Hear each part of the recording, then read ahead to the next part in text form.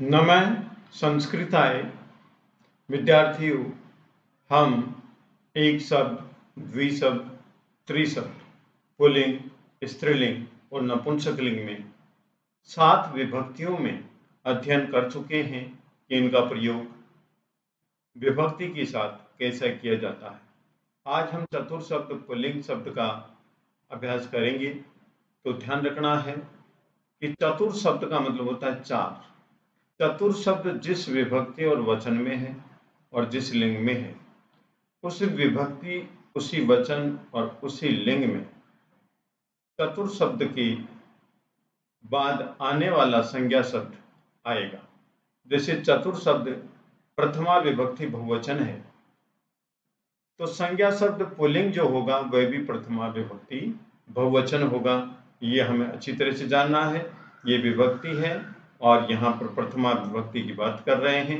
ये चतुर शब्द पुल्लिंग है और ये संज्ञा शब्द है। चतुर शब्द पुल्लिंग की प्रथमा विभक्ति बहुवचन है चत्वारः पुल्लिंग।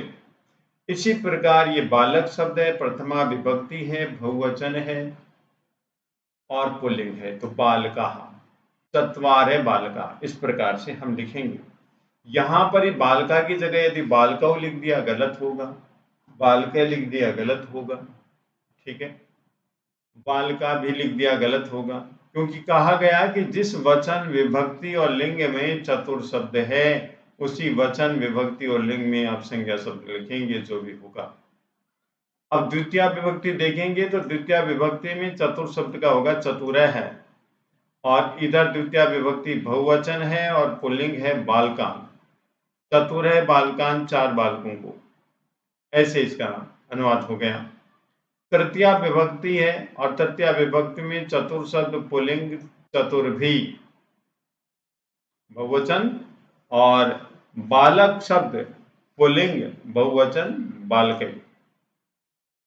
चतुर्थी विभक्ति में चतुर शब्द पुल्लिंग बहुवचन चतुर्भे, बालक शब्द पुल्लिंग बहुवचन बालकेभ्ये। तो इसमें बालक शब्द तो याद होना जरूरी है।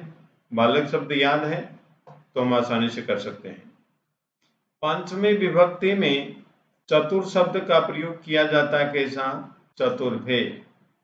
और इसी प्रकार से बालक शब्द पंचमी विभक्ति बहुवचन बालकेभ्ये। क्या होगा? बालकेभ्ये। तो यहाँ पर चतुर शब्द बहुवचन चतुर्भे और बालक शब्द बहुवचन बालकेभ्ये। षष्ठी विभक्ति चतुर शब्द बहुवचन क्या होता है? चतुर्नाम, और बालक शब्द बहुवचन बालका नाम।